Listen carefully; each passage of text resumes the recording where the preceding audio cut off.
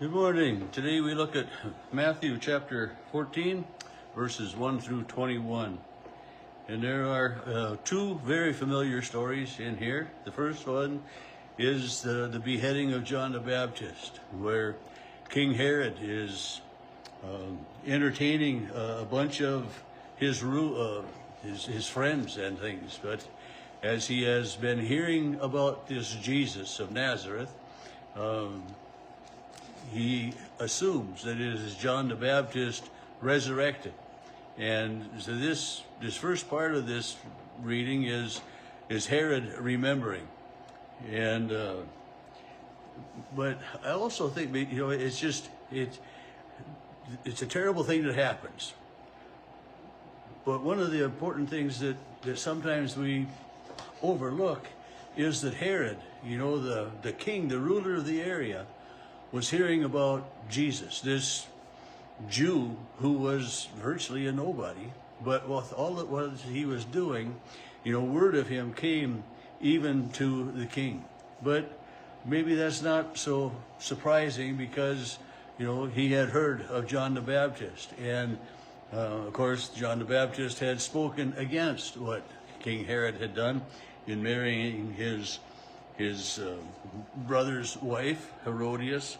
John had pointed out the sin of that. And how many times in today's world do people get maligned because they speak of the sin in something? I mean, we're not supposed to speak of the sin. We get told don't judge because we're pointing out someone's sin. But I think, if someone is sinning, you do it with caution, but I don't think there's anything wrong with telling somebody that what you're doing is wrong. If you're slandering somebody, if you're stealing, if you're doing whatever, if it's wrong, there's nothing wrong with having that pointed out. But today's society is, so much anything goes that if you speak of sin in a negative way towards someone, you're in trouble. And this is what happened to John the Baptist. He spoke of this marriage as something that was against God's law, and all that. But and Herod, kind of was protective of John to some extent. He had him arrested, but it was more Herod's wife, Herodias, that was really upset by what John had said, and just couldn't let go of it. And during this party then, when the daughter dances, such a fine dance, and there's many interpretations of that as well, but her father was pleased and, promised anything up to half of my kingdom, and we know the story, she did, upon her mother's prompting, or she goes and asks her mother, whichever, and her mother says, the mother wants this, so you, my daughters, say this, and what a horrible thing to even think about, but Herod, to save face, to not go back on his word, carries that out. And and it tells us that John's disciples go and take the body and bury it, and Jesus is grieved by that. I mean, and rightly so. I mean, why wouldn't we? I mean, we're grieved by it as well. I mean, it hurts. I mean, we don't like to talk about it. We don't like to think about it because it is such a horrible retribution. But yet, how many others throughout all of history have been punished, in ways that are horrible that way, for speaking the truth, for trying to stand up for what's right against what's wrong, and, the persecutions that come. I think of the stoning of Stephen, we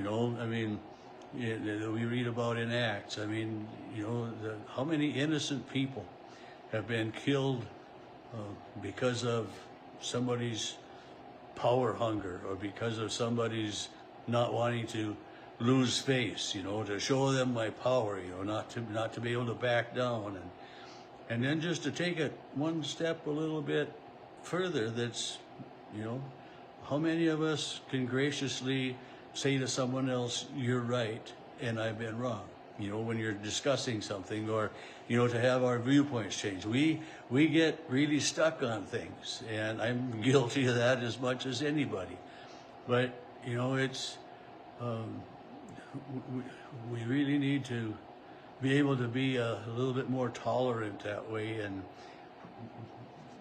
not only be tolerant, but also to be able to accept when, you know, someone says to you, what you're doing is wrong, you need to change.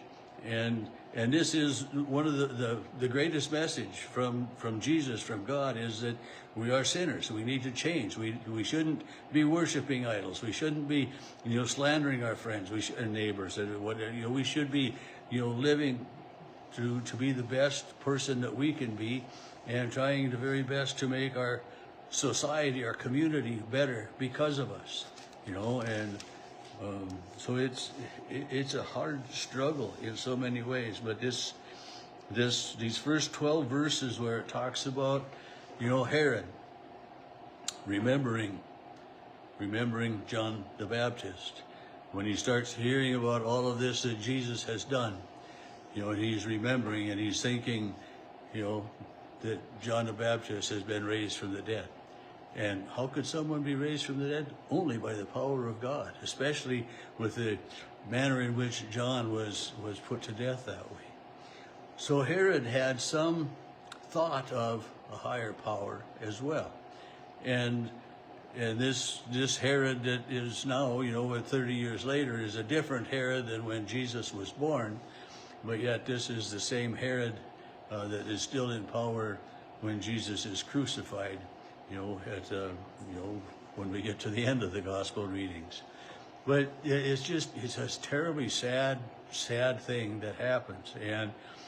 And the next thing after this has all happened, in verse 13, it says, when Jesus heard of this, you know, and in Mark's gospel, it's the same thing, that when Jesus heard of John's death, you know, he kind of went a little bit different path, and he began his, you know, began his ministry completely that way. But so in Matthew's gospel, when Jesus hears about it, he withdraws in a boat to a deserted place by himself, it says. So he's, you know, he takes the boat across the sea to another area, whichever it could be, or, you know, just out in the middle of the water, you know, where there's nobody around, so you can have some time to grieve, some time to process all of this that has happened.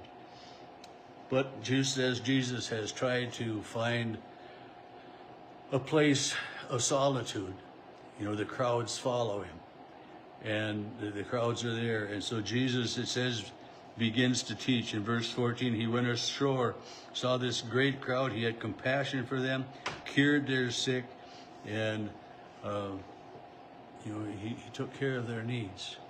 And when evening comes, it tells us that the disciples come to Jesus. You know, he's in the midst of all of this healing, in the midst of dealing with all of these people while trying to deal with his grief. You know, and it's another reminder for us that, you know, when something impacts us so greatly, not everybody else is impacted by it the way we are. And so we still need to be able to work amongst the people, and to be able to live in the midst of the people, and all of those things. But the disciples come anyway toward the end of the day and say to Jesus, you know, these people need to eat, and we don't have any food for them. You got to send them on your way, you know. And it's interesting to me that the disciples, are they really thinking about the people and their need to eat, or are they kind of being a little protective of Jesus and trying to find some alone time, quiet time for him, some time that he's left alone? Regardless, you know, Jesus says, no, you give them something to eat. You know, don't send them on their way, you give them something to eat. And of course, the disciples, you know, they've got nothing, you know, to feed them with. But, you know, it's verse 16, he says, they need not go away, you give them something to eat. And they say, we have nothing other than 5 loaves and 2 fish.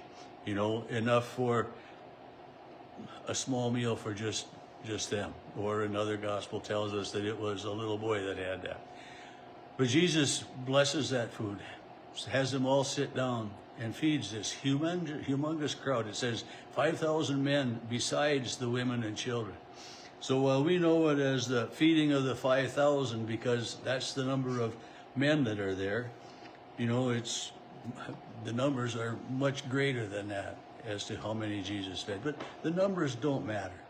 What matters is that through the power of God, the power of Jesus Christ, the love that he has for the people, he's able to take care of their needs. And so for you and for me, who are we? Who am I in the midst of all of the world that God would love me, that God would take care of my needs? But yet in all of that, in all of everything that's going on, God knows, and he knows our needs, and he takes care of our needs, and he blesses us through Jesus Christ.